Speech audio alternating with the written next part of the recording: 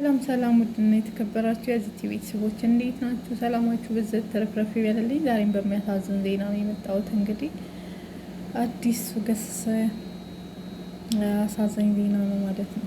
ዛሬ ይህ አርቲስት እንግዲህ ከዚህ ዓለም በሞት ተለይቷል ማለት ነው። ከወደ አሜሪካ የተሰማ ዜና ነው።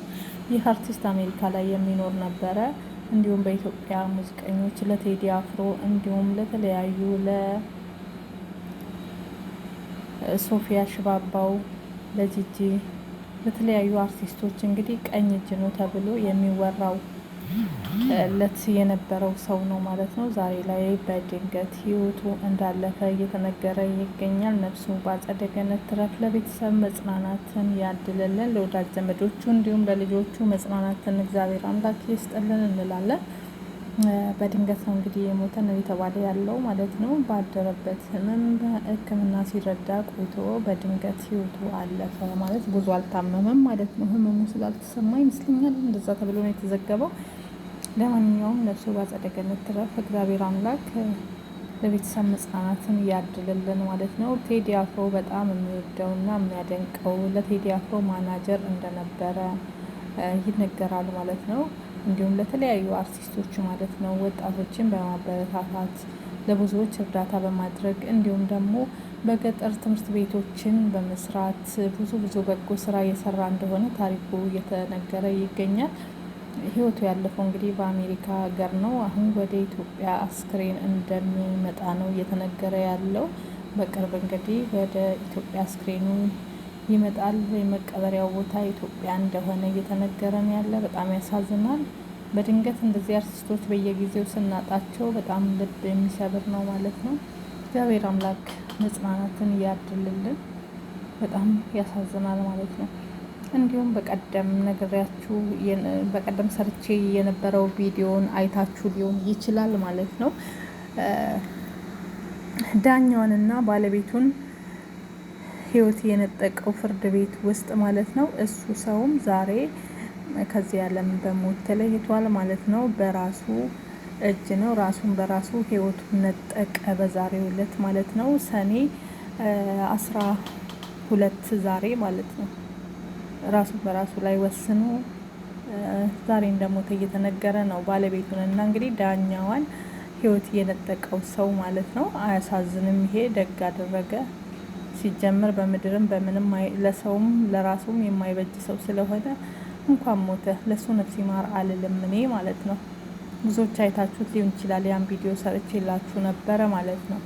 በጣም ነው ቅስም የሚሰብረው ስለዛ ጉዳይ ማለት ነው።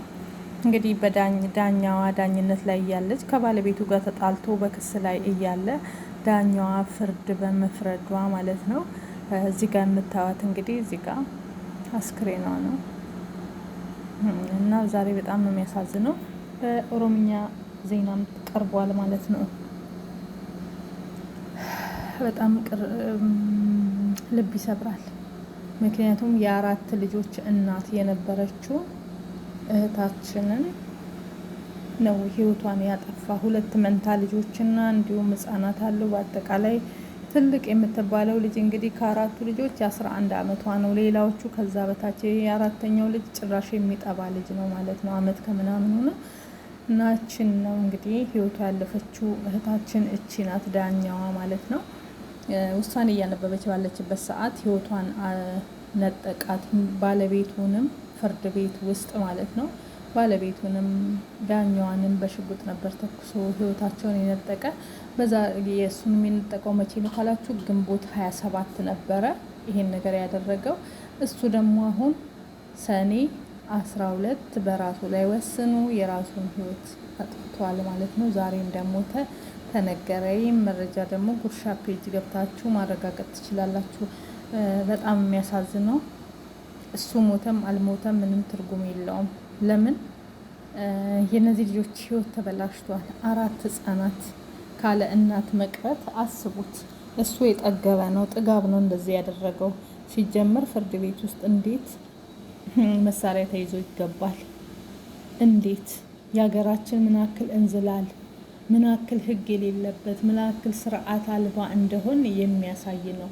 ማፈሪያ ምንን መሳቂያ ምንን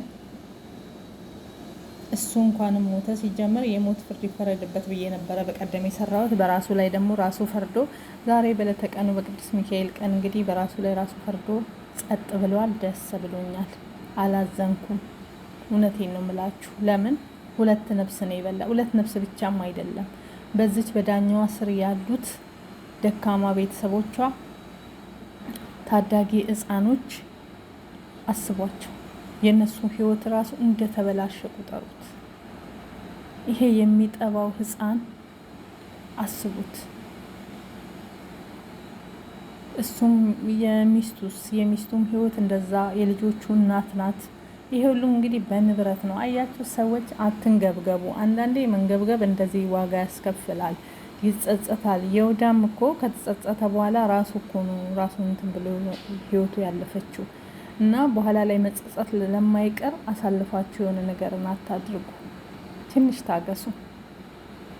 ጸጸት እንደዚህ ነው። ሚስትም ዳኛም በአንድ ጊዜ እንደዚህ ያደረገ ሰይጣን ይገፋፋቸዋል። ዛሬ ደግሞ የመጨረሻ ደግሞ በራሱ ላይ ወስኖ በራሱ ሞተ። እሰይ እንኳን ሞተ። አንድ ሞት አይደለም፣ እንደውም እኔ እንዲህ ሞት አይደለም ነበረ፣ በደንብ እንዲሰቃይ ነበረ።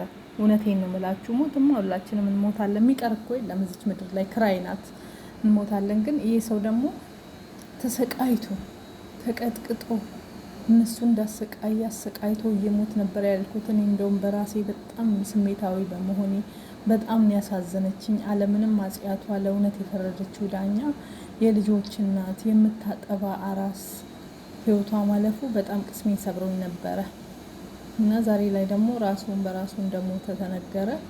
ለነገሩ እንደሞተ ቢነገርም ባይነገርም ከዚህ የሞቱት እነዚህ በቁም ያሉት ናቸው። ያሳዝናል በጣም። ብቻ ለማንኛውም ለሞቱት ቤተሰቦች ነፍስ ይማር። ለእህታችን ወርቄ፣ ስሟ ወርቄ ዳኛዋ ማለት ነው፣ እሷንም ነፍሷ በአጸደ ገነት ያኑረው። በጣም ያሳዝናል። በግፍ እንደዚህ ህይወት ማጣት፣ መጨረሻው ላይ መጸጸት ስላለ እስኪ የሆነ ነገር ሲመጣባችሁ እስኪ ታገሱ ወገን።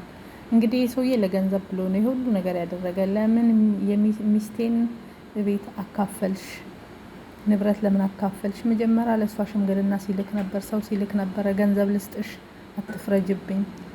በጣም ሀብታም ነው ሰውየው። ሁሉን ነገር በመሳሪያ ነው የሚያደርገው። በቃ አንድ ሰው ከተናገረው የሰውን ህይወት ነው በመሳሪያ እና ከዚህ በፊትም ክስ አለበት እንደዚህ አይነት ነገር በነፍስ ማጥፋት ማለት ነው። እሱ ጋር የሚሰሩት ሰራተኞችንም እንደዚሁ እያሰቃየ።